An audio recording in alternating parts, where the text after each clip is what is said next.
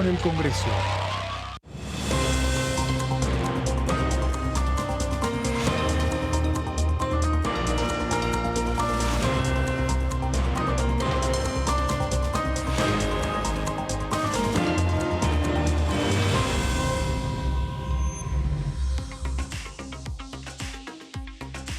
Hola, ¿qué tal? Muy buenos días, ¿cómo les va? Bienvenidos a DTV Noticias, mi nombre es Vero Benaín y vamos a estar con ustedes repasando todo lo que sucedió ayer en la Cámara de Diputados de la Nación con dos comisiones que se reunieron, pero también vamos a estar buscando información respecto a la comisión que se va a reunir en el día de hoy y que está vinculada a tratar las sociedades anónimas simplificadas, una iniciativa que se ha presentado en las últimas horas en la Cámara Baja y que pretende modificar una ley del gobierno de Mauricio Macri justamente para empezar a evaluar el tema del lavado de activos también, ¿no? El gobierno está en esta búsqueda y por eso también desde el Parlamento se empieza a avanzar con las herramientas y las iniciativas que tienen al respecto. Vamos a estar entonces con esta Comisión de Legislación General que preside Lucas Godoy, diputado del Frente de Todos de la provincia de Salta, haciendo también lo que es la previa, pero bueno, básicamente también repasando lo que sucedió ayer en la Comisión de Discapacidad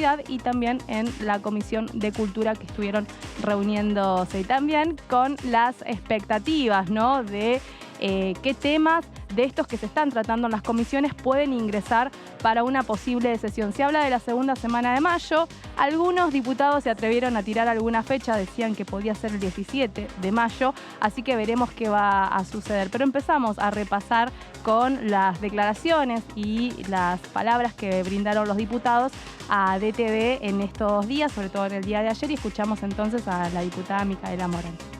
La verdad que fue una comisión donde hemos trabajado con, la verdad que muy favorable con muchos de los proyectos y los dictámenes que hoy resolvimos. Algunos dictámenes decidimos, algunos proyectos, dejarlos en trabajo de asesores para poder mejorarlos sobre todo y encontrar algún que otra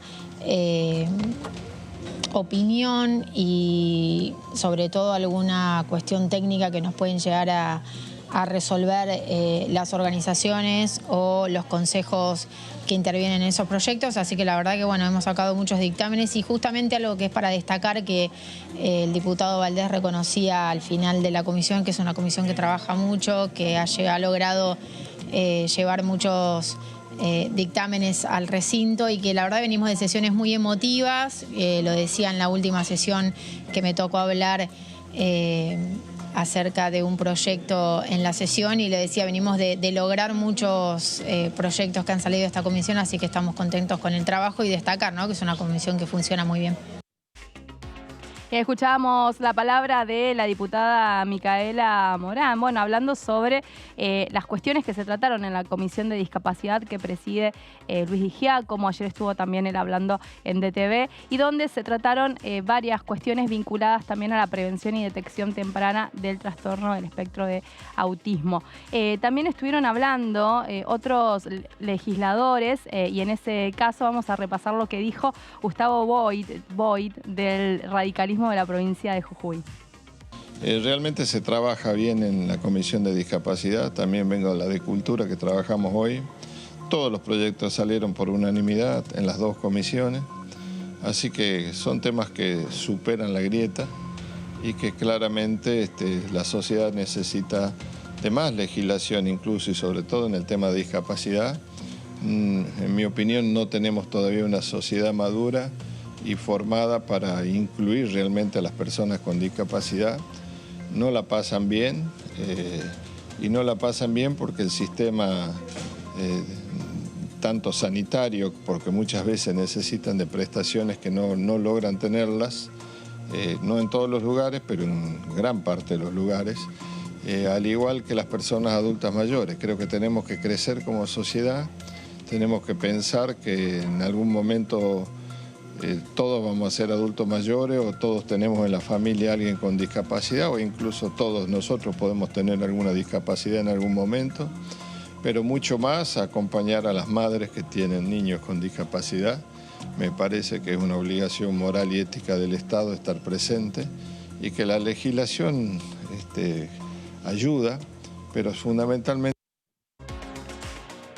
Y en la primera mañana estuvo hablando el diputado que preside la comisión, el diputado representante del partido provincial Juntos Somos Río Negro. Vamos a escuchar lo que nos contaba entonces Luis Di Giacomo.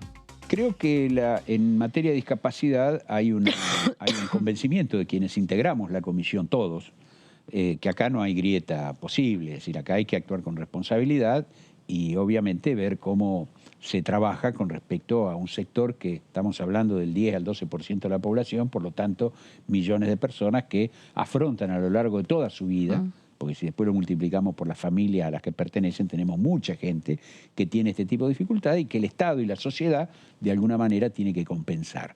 En ese sentido, son los proyectos que por ahí estamos tratando. Espero, no quiero ser supersticioso, pero tenemos 13 proyectos para tratar hoy, así que espero que tengamos quórum, porque, bueno, estamos también en un momento electoral, yo entiendo, hay muchos diputados que están en sus provincias, tenemos elecciones ahora en mayo. Como les pasó a ustedes, sí, ¿no? Así que, les pasó a ustedes hace poco, digo. No, claro. Eso afecta, ¿no? Estaban este tipo de situaciones. Nosotros vinimos igual y el senador 3 días antes de la elección también estuvo en el Senado porque había leyes que para nosotros eran muy importantes, como el alcohol cero, como el tema, bueno, justamente las leyes que nosotros ya habíamos trabajado acá y habían salido y que, bueno, por suerte fueron justamente llevadas adelante en el Senado. Y el diputado Di Giacomo también estuvo hablando sobre la iniciativa vinculada al tratamiento del paciente, otro de los proyectos que también se están debatiendo dentro de lo que es el Parlamento Nacional. Escuchamos lo que decía al respecto. Estamos frente a situaciones que son complicadas y que hay que analizarlas. Nosotros, cuando hicimos la presentación de nuestro apoyo como bloque, como interbloque a esta ley, sí marcamos nuestro desacuerdo. Primero, a que se hagan leyes sobre enfermedades en particular. Claro. Porque entonces tenés que hacer... Exactamente. Vas haciendo una inflación de leyes que después no tienen, no tienen acción en la realidad. Coincido totalmente. Esto es una ley que era muy pedida por sectores de las propias organizaciones que tenían que ver, ¿no es cierto?, en este caso, con síndrome de Down, en otros casos tenía que ver con muerte súbita del recién nacido, es decir, la muerte perinatal. Si uno se pone a analizar, en realidad, en los derechos del paciente, en la ley de los derechos del paciente, está la obligación de que tengan un trato humanitario para con vos. Vamos a apoyar esto, pero tengamos en cuenta que en realidad lo que pasa en la Argentina, que muchas veces las corporaciones, y en este caso la corporación médica, impide que, más que darle una ley que se diagnostique humanizadamente, yo vería cómo le saco la matrícula o castigo. Exactamente. O le doy una pena a quien no es humano en su tratamiento y en su diagnóstico. Eso es lo que, Ahora, ¿qué pasa con esto? Esto tiene que ver con la formación médica. Yo me recibí en el 78, el año del en la UBA, primer mundial, en la UBA. Empecé en La Plata y después terminé en la UBA. No ha cambiado casi nada respecto de que no tenemos ninguna o muy pequeña o muy mala y muy insuficiente información para todo lo que tiene que ver con la salud mental, para todo lo que tiene que ver con el trato y la relación y el vínculo, que es un elemento central. Es decir, pero por supuesto, los médicos, yo he tenido 40 años de práctica de profesión y a veces me preguntan, ¿cómo atendés tanta gente y ves tanta gente? Le digo, mira, yo no soy el mejor, quizás soy sí el que escucho a la gente y que me tomo mi tiempo. Entonces, si vos vas hoy a un médico y antes te ve, vos le vas contando las cosas y te va haciendo una receta y un pedido de estudio, sin ni siquiera tomarte la presión, como hoy sucede. Bueno. Y escuchábamos al diputado Di Giacomo hablando de lo que, bueno, está tratando también la comisión que él mismo preside, que es la de discapacidad. Pero vamos a repasar algunas de las iniciativas, ¿no? Hay un tema y una enfermedad muy importante que se hizo mediáticamente conocida a partir de la situación que atraviesa el ex senador por la provincia de Buenos Aires, también exministro de Educación de la Nación, Esteban Bullrich, y es ELA, ¿no? Esclerosis lateral amiotrófica, y por eso se está proponiendo un proyecto de ley que propone o establece la detección temprana de esta enfermedad. Y por eso tiene como objeto crear este plan nacional para garantizar la atención, cobertura integral por parte del Estado Nacional a aquellas personas que padecen de esta enfermedad. ¿Cuáles serían los beneficios? Bueno, tenemos en lo que dice el proyecto de ley la provisión gratuita de medicamentos indicados por el profesional que está tratando la situación, la enfermedad y que obviamente esté habilitado, la cobertura integral de los tratamientos de neurorehabilitación con carácter interdisciplinario, sin topes ni límites de sesiones, y también una cobertura integral a las pruebas y a los exámenes, según el diagnóstico que se vaya estableciendo. Por otro lado, este plan justamente tiene coberturas de tratamiento médicos y farmacológicos, además terapias que se consideran necesarias. Y en cuanto a la asistencia económica, el proyecto establece un apartado que, dice que tiene que ser compatible a cómo se mide o lo que se entrega en cuanto a la asignación universal por hijo. La creación del plan de detección temprana justamente tiene el alcance a personas que padecen esclerosis lateral amiotrófica, ELA, y también su núcleo familiar que perciben menos de 6 salarios mínimos, y la asistencia económica se va a otorgar a través de los Ministerios de Salud y Desarrollo Social de la Nación, conjunta y coordinada entre estos dos ministerios del Gobierno Nacional. Por otro lado, indica que la pérdida de, justamente, ¿no? En cuanto a lo que es la enfermedad en sí, la pérdida de fibras nerviosas acompañada de una esclerosis, endurecimiento o cicatrización glial en la zona lateral de la médula espinal. Es un poco técnicamente lo que, en medicina establece que es esta enfermedad. Y la palabra amiotrófica señala la atrofia muscular que se produce por inactividad muscular crónica al haber dejado los músculos de recibir señales nerviosas. El caso, decíamos, más emblemático y que solemos ver generalmente algún que otro video es el de Esteban Bullrich, que por esta situación también dejó su banca del Senado de la Nación justamente para ocuparse de su salud. Más términos médicos que están vinculados a esta enfermedad: las neuronas motoras, células nerviosas localizadas en el cerebro, el tallo del cerebro y la médula espinal sirven como unidades de control y enlaces de comunicación entre el sistema nervioso y los músculos voluntarios del cuerpo. Todo esto está establecido en los fundamentos del proyecto de ley y que, la grave degeneración de las motoneuronas provoca una progresiva paralización de los músculos que intervienen en la movilidad, el habla, la deglución y la respiración. Es muy dura, la verdad, el tránsito de esta enfermedad y cómo se va deteriorando la persona que lamentablemente la padece. La ELA es una enfermedad neurogenerativa que en la actualidad está teniendo más incidencia en la población debido al aumento de la esperanza de vida, lo mismo que sucede con el Alzheimer, otra enfermedad terrible también que existe. 1 de cada 100.000 personas, es baja la incidencia, ¿no? Y dice que es muy difícil de detectar. Y hasta el momento la ELA sigue siendo incurable, no tiene tratamiento curativo, pero sí tiene tratamiento paliativo y sintomático. Así que, este es un poco, obviamente lo que estamos informando está vinculado a los fundamentos que han establecido quienes presentaron la iniciativa, que recordamos, estábamos repasando un proyecto de ley que propone un plan para la detección temprana de la ELA y que está siendo tratado en comisiones. Vamos a seguir transitando porque también hubo otra comisión en el día de ayer y está vinculada a la Comisión de Cultura. Vamos a escuchar lo que decían los legisladores de este encuentro. Sí, contento porque vine como invitado a la comisión por ser autor de uno de los proyectos de ley. Hoy se aprobaron 3 proyectos de ley y 40 y pico de proyectos de resolución. Soy autor de uno de ellos, que es la declaración como Monumento Histórico Nacional del Monte Calvario de Tandil, y digo que vine como invitado y terminé como vocal, haciendo un reemplazo en mi bloque, así que doblemente agradecido de estar acá y además sentirme un privilegiado. Yo estaba segurísimo que el Calvario, y creo que todos los tandilenses, y me animaría a decirte que cualquiera que lo conoce podría afirmar con seguridad que ya era Monumento Histórico Nacional, porque es increíble que no lo sea. Cumplió el 10 de enero 80 años, es una obra monumental que armoniza, sintoniza a la perfección con el paisaje bellísimo que tenemos los tandilenses, que son nuestras sierras, ¿no?, que emergen en el medio de la Pampa Húmeda. Realmente es monumental como obra, es único en su tipo en América.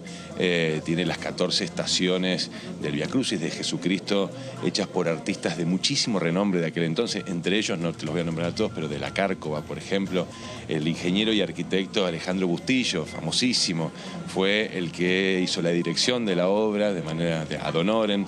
Fue Monseñor Devoto, en aquel entonces obispo auxiliar de la ciudad de Buenos Aires, quien ideó esto, que tuvo una idea que en aquel entonces pareció muy loca, y la señora Alvear de Bosch fue quien se lo puso al hombro. Se inauguró el 10 de enero del 43, el presidente Castillo, el presidente de la República de aquel entonces, asistió a la inauguración. Es un hito tandilense, no solo para quienes profesan la fe, sino digo, para turistas, para quienes disfrutan del paisaje, de los paseos, de caminar. Para nosotros, para los tandilenses, es un orgullo enorme. Y te decía al comienzo de la entrevista, cuando soy electo diputado en las elecciones de octubre del 21, el padre Andrés, que es quien está al frente de la parroquia del Carmen, que está ahí a 5 cuadras de las escalinatas del Monte Calvario, me dice: che, Rogelio, tenés que declarar monumento histórico del Calvario. No, Andrés, eso ya, pero por abajo de la pata, que eso ya es monumento. No, no es, estuve mirando. No, estás equivocado. Cuando entré acá, finalmente me fijé y no lo era, cosas de la vida, así que me siento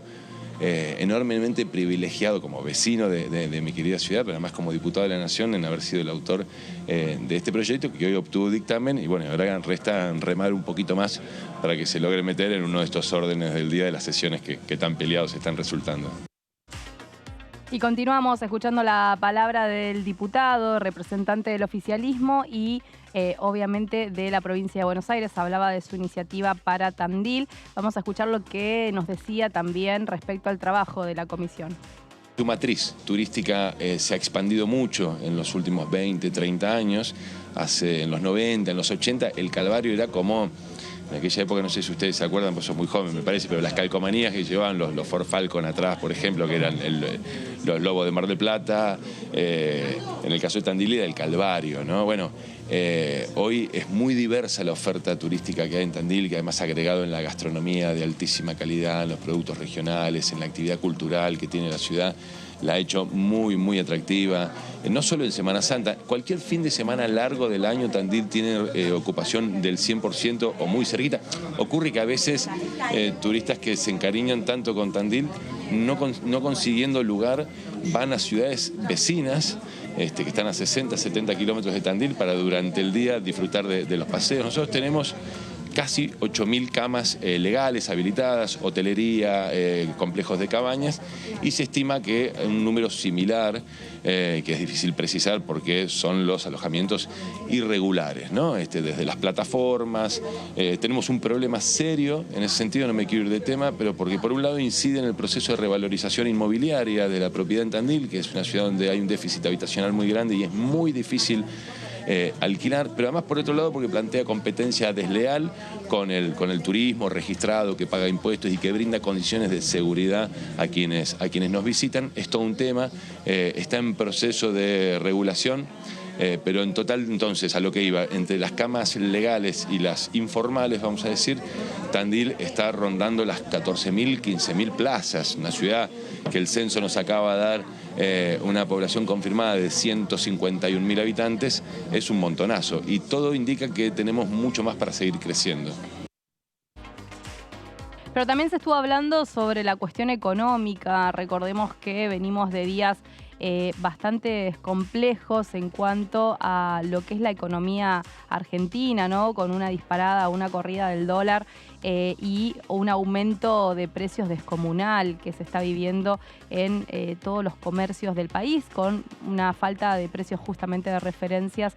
Y esto también preocupa a los legisladores. En este caso estuvo hablando el diputado de la provincia de Jujuy, Julio Ferreira.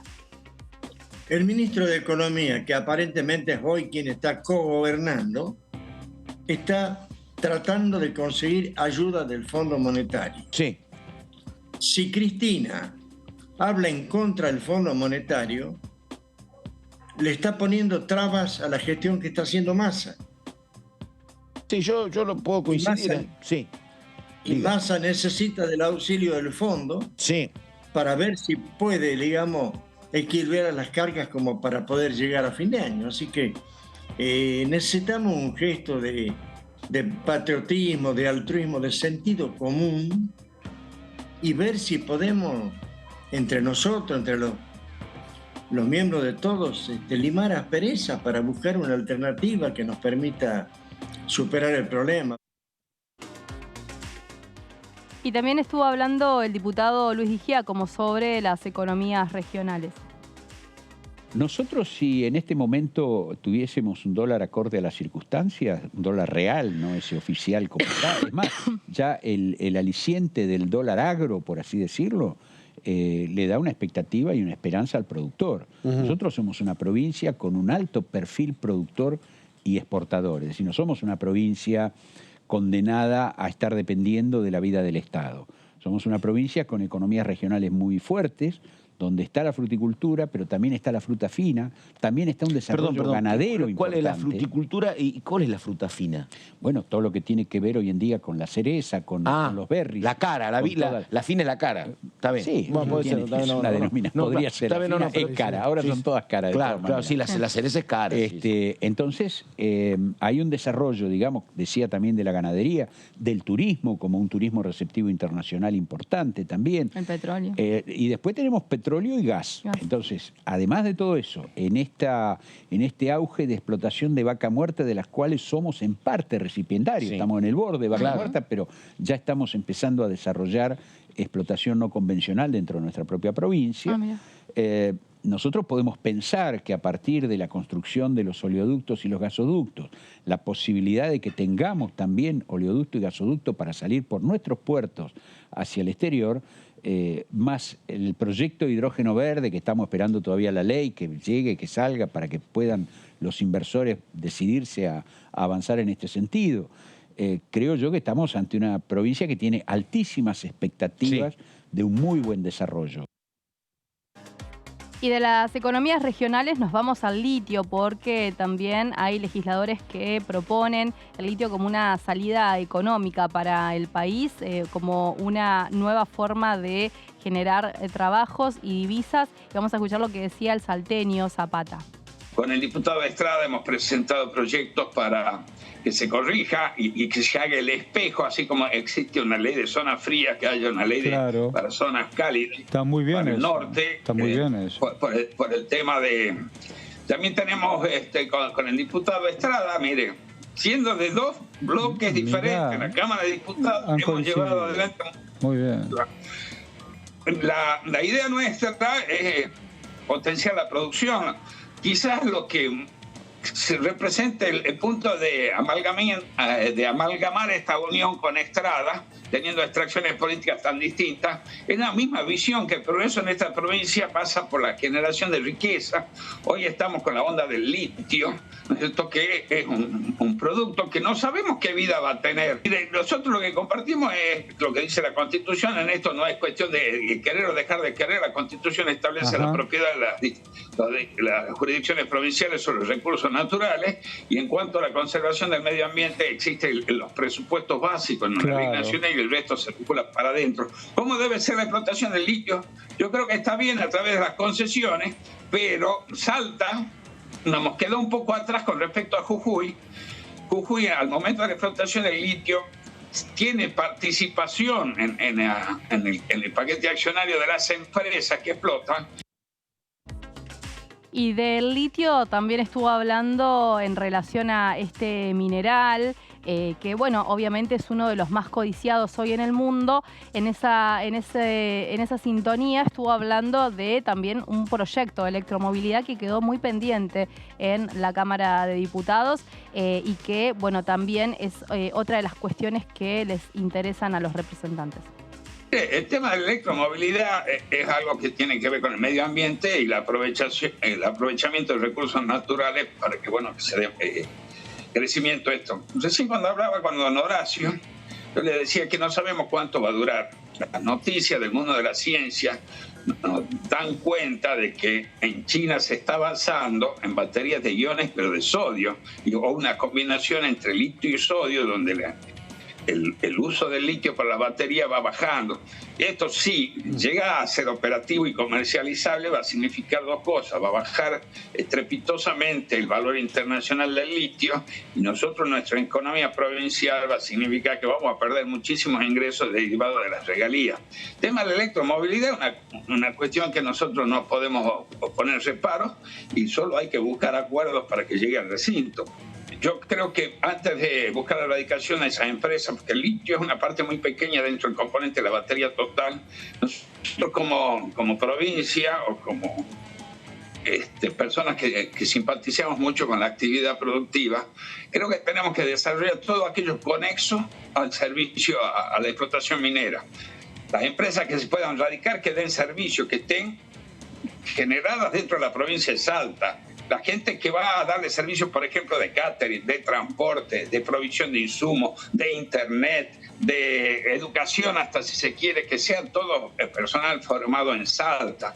Hoy por hoy, las empresas que están radicadas están buscando profesionales o servicios prestados desde otras provincias, lo que nos quita posibilidades de desarrollo y de erradicación de establecimientos propios de salteños en la zona de explotación.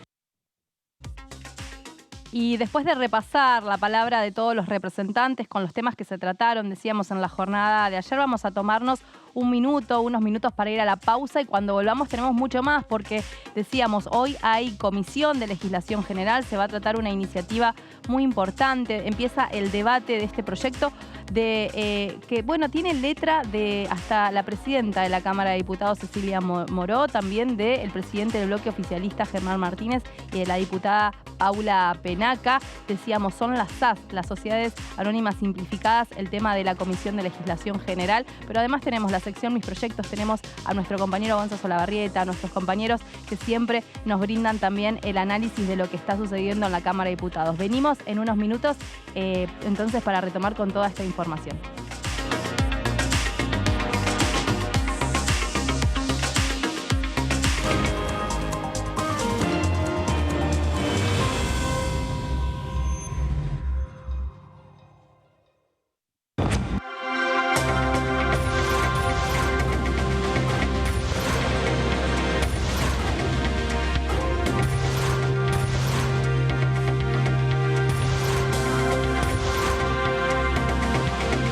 Ellos son tu voz en la primera mañana.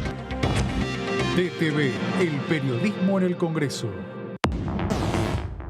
¿Cómo les va? Muy buenos días. El agua que cayó es tardía para muchas producciones, en otras obviamente que se va a mejorar, pero el daño económico ya es bastante irreversible para nuestra provincia. No estamos en un escenario donde las empresas cierren, como pasó con el gobierno de Macri, que cerraron 25.000 empresas. Sí. Ahora estamos en un escenario en el cual todos buscan crecer. Sí. Yo miro los números del año pasado y exportamos 88.000 millones de dólares, récord absoluto de la historia, e importamos 81.000 millones de dólares, récord absoluto de la historia. Nunca se importó más que ahora. DTV, primera mañana, de lunes a viernes.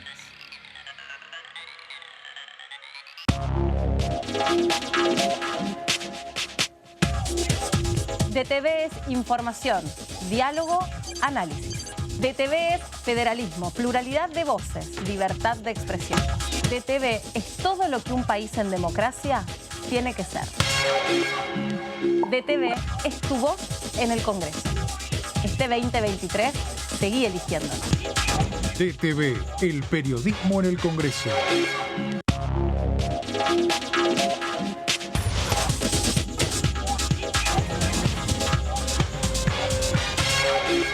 Cuando hagas una compra, paga como quieras, pero paga lo que es justo, porque ahora contás con Precios Justos, el compromiso que tomamos con supermercados y distribuidores de todo el país, para que más de 2.000 productos mantengan su precio por 4 meses y la previsibilidad de que otros 30.000 no superen el 4% de aumento mensual. Además, podés avisar de faltantes o irregularidades para que nadie tenga que pagar de más. Bajate la app, escaneá y conocé los precios justos. Primero la gente. Ministerio de Economía. Argentina Presidencia.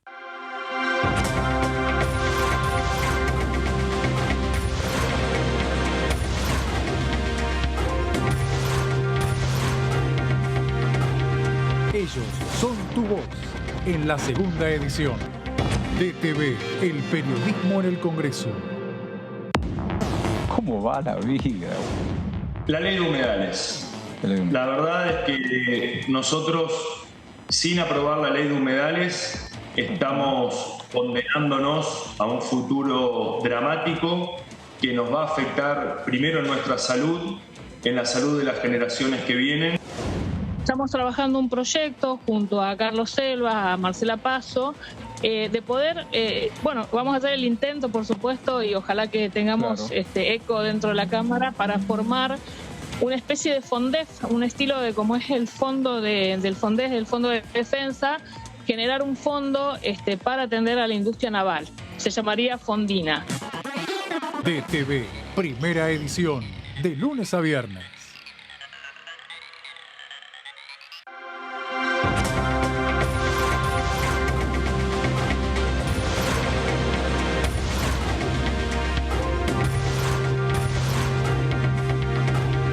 Ellos son tu voz en la tercera edición.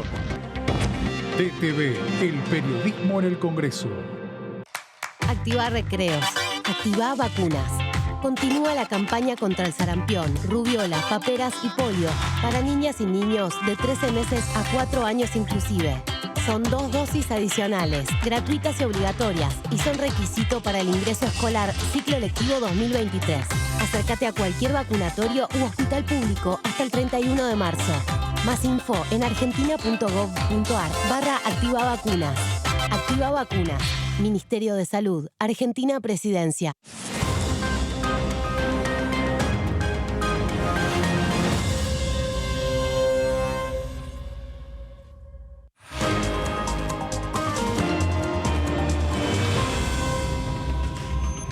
Seguimos en DTV Noticias. Recordamos que en el día de hoy tenemos la Comisión de Legislación General que va a estar tratando una iniciativa que pretende, modificar una ley actual que habla sobre o propone beneficios para sociedades simplificadas. La idea es reducir el lavado de dineros, de activos. Es un poco el caballo de batalla que hoy tiene el gobierno de la nación. Y en este caso la comisión se va a reunir después del mediodía, comisión que preside el salteño Lucas Godoy. Vamos a darle la bienvenida a la sección Mis Proyectos porque estuvo hablando la diputada Anaí Costa sobre las iniciativas que les interesa a ella tratar.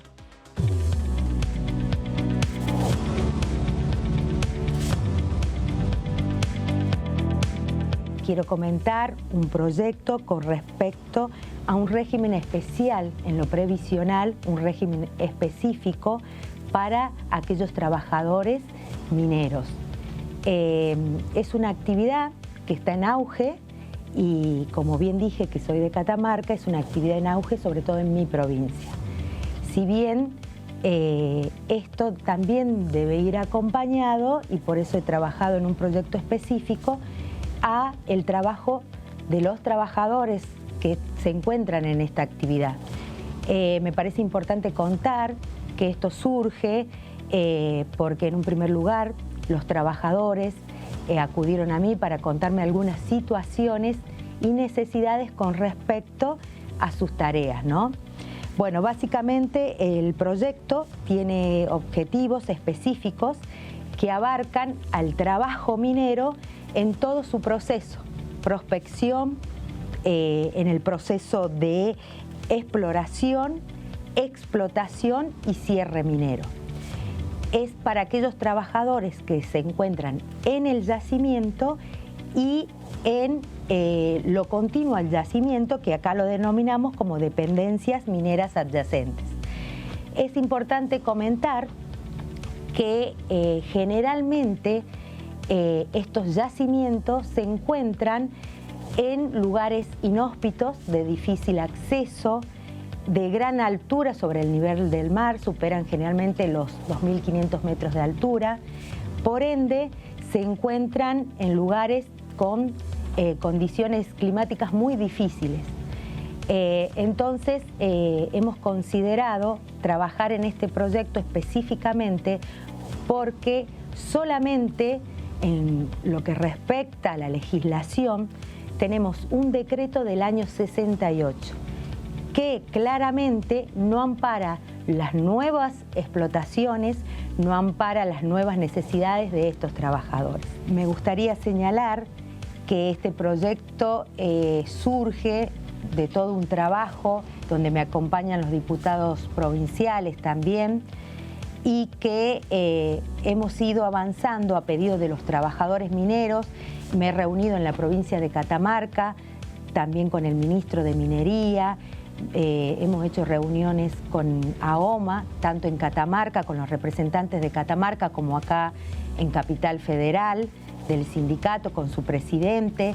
Y también hemos mantenido reuniones con las empresas mineras que también creen y en la necesidad de avanzar con un marco normativo, porque hay situaciones claramente que no están contempladas en la normativa que existe y se presentan estos vacíos legales que también en cuanto a las empresas les es difícil resolver al momento de presentarse los pedidos de jubilación, ¿no? Así que, bueno, espero que podamos seguir avanzando y trabajando con todos los actores a los fines de que podamos sacar una normativa que realmente traiga una solución a estos trabajadores.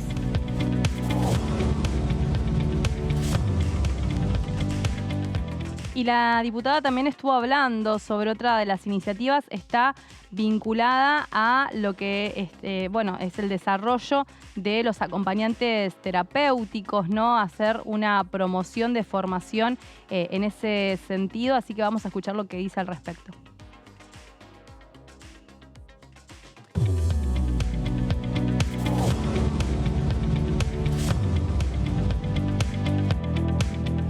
Estamos trabajando actualmente con un proyecto sobre el acompañamiento terapéutico. Esto surge también de la demanda de aquellos que, tanto familiares como padres de familias, que necesitan del acompañamiento terapéutico.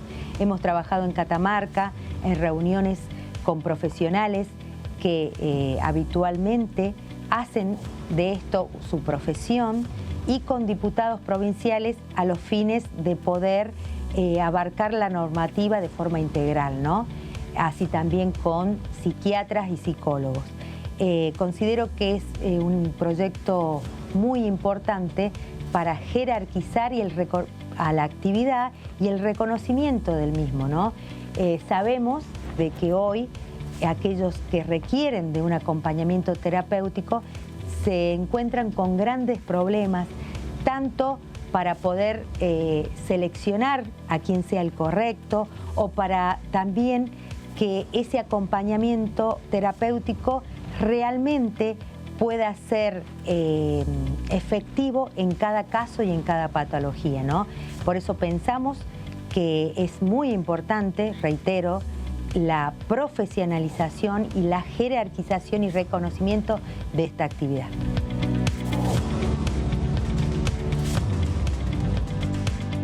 Y la piedra nacional de Argentina es la rodocrosita. La diputada por la provincia de Catamarca tiene una iniciativa justamente al respecto. Vamos a escucharla.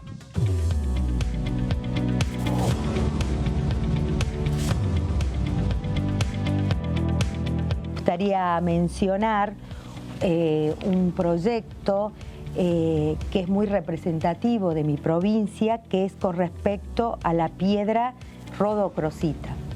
En realidad el proyecto es simple porque se pide en él que se declare a la rodocrosita como piedra nacional argentina. Si nosotros googleamos hoy y ponemos rodocrosita, está reconocida en las redes como una piedra nacional, pero carece del instrumento legal, o sea, nunca ha sido mediante instrumento legal reconocida. Esta piedra es una piedra semipreciosa que son pocos lugares del mundo donde se puede extraer. Actualmente Catamarca tiene esta piedra en un lugar, en una localidad que se denomina llamada Minas Capillitas, que corresponde a esta localidad al departamento Andalgalá, dentro de la provincia de Catamarca, y se hace una extracción de esta piedra semipreciosa, la cual es muy importante porque tiene un gran contenido de magnesio, y también es utilizada por los artesanos y para la elaboración de joyería, ¿no? Actualmente se extraen 7.000 kilogramos mensuales, de los cuales luego del proceso son entre 3.000 y 3.500 kilogramos los que quedan disponibles y se comercializa. Me parece muy importante no solamente la declaración como piedra nacional, es una piedra de color rosada, púrpura, y que también todo aquello hecho por nuestros artesanos son obsequios que hoy actualmente tanto la provincia y la nación lo tienen como obsequios oficiales a las visitas oficiales, tanto nacionales como internacionales. De hecho, en una visita oficial de hace relativamente poco, de nuestro gobernador, llevó este obsequio al Papa Francisco, ¿no? Así que pedimos esta declaración y que además la imagen se encuentre presente en todos aquellos reuniones, acontecimientos, tanto a nivel nacional o internacional, donde se encuentre la Argentina representando a sus artesanos. Como dije, la declaración, si bien no solamente da a la visibilidad de la piedra, sino también seguramente le dará un valor agregado a esta comercialización de todos aquellos trabajos que pueden ser ejecutados con esta piedra.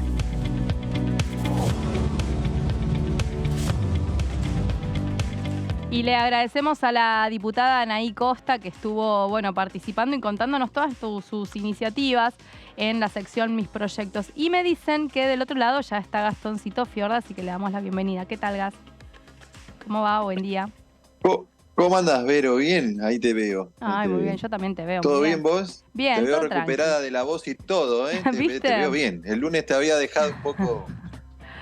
Estaba un poquito chapelota. Un poco renga te había dejado. Sí, un poco renga, exactamente. Un poco de tos todavía, pero bueno, va mejorando con los días. Gastoncito, Muy bien. ¿cómo viene la semana? ¿Cómo estamos a mitad? Ya terminando, hoy jueves. Ya en Estamos- los umbrales, sí, empezando a ver el alambrado del fin del terreno.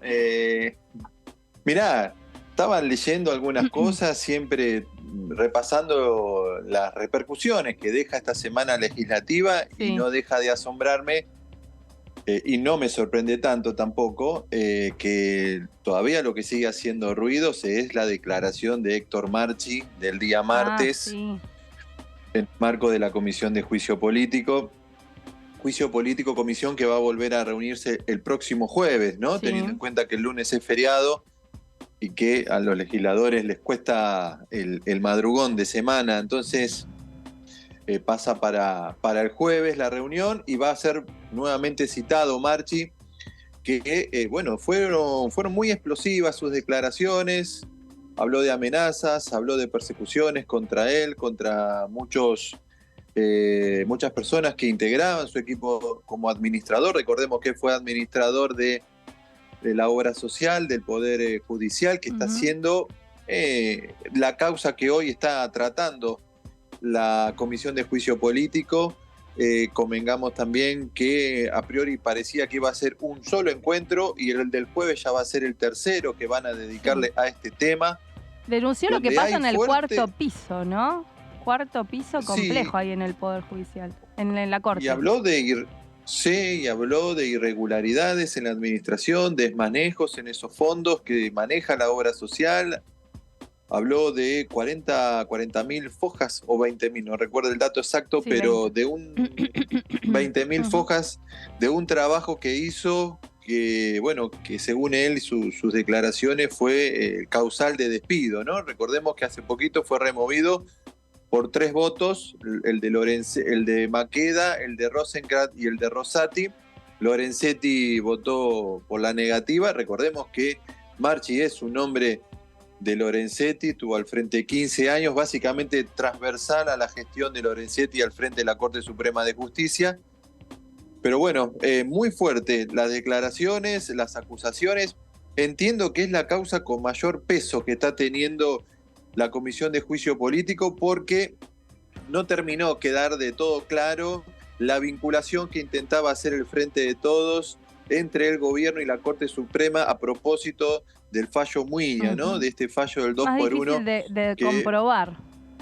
Sí, vino Germán Garabano, el ex ministro de Justicia, que dijo que, bueno, no apeló la decisión de la designación, la renovación o la permanencia en el cargo de Hayton de Nolasco, como no había ocurrido anteriormente cuando él no era ministro de Justicia, que eso en todo caso siguió la doctrina que ya existía.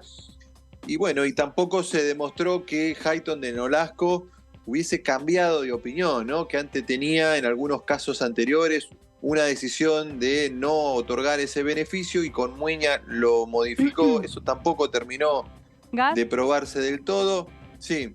Y esto es súper relevante. Va a continuar, como bien decías, la semana que viene, el jueves. Pero hay otra cuestión que ayer se dio a conocer y me parece que también tenemos que poner el ojo en cómo va a ser el movimiento en la Cámara de Diputados. Y hablo de, Espert queriendo sumarse a las líneas de Juntos por el Cambio, ¿no?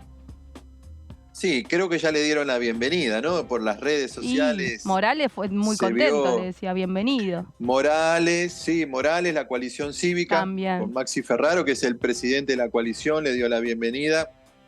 Entendemos nosotros que también, no el sector del PRO, ojo que le dio la bienvenida al sector del PRO de Las Palomas, podría decirse, los que se referencian con Horacio Rodríguez Larreta, Diego Santilli en la provincia de Buenos Aires. Porque los halcones están más con Milei. Los halcones están más con Milei, exactamente. Y hoy la presidencia del PRO la tiene un halcón, Angelini, ¿no? Luego del pedido de licencia de Patricia Bullrich por abocarse a la campaña presidencial. Ahí hay otra vez ruido interno. Nueva fricción.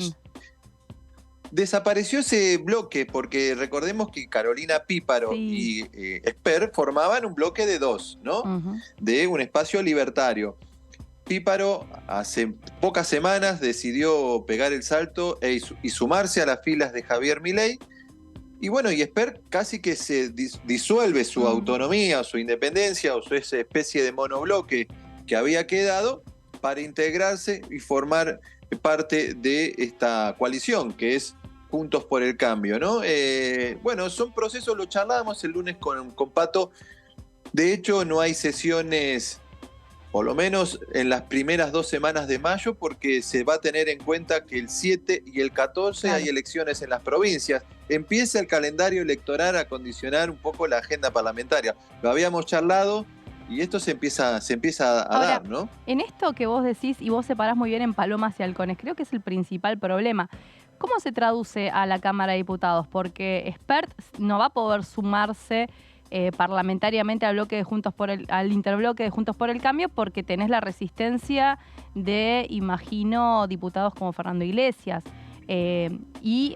Por ejemplo, está la situación de aquellos del PRO que quieren sumar en sus filas a Javier Milei. Cómo los libertarios al final empiezan también a dividir al espacio de Juntos por el Cambio. Eso es increíble. ¿Se puede llegar a ver una traducción de decir, bueno, Espert pasa a las filas oficialmente, es uno más, se lo cuenta como uno más, o conservará ese capital que es su monobloque y jugará alineado en cada votación, en cada situación de quórum o no, con Juntos por el Cambio? ¿Cómo lo ves a eso? Sí, yo lo veo como esto, más parecido a esto último que planteás. O sea, me parece que el acuerdo es meramente electoral y básicamente circunscripto a la provincia de Buenos Aires, donde quería jugar Espert electoralmente.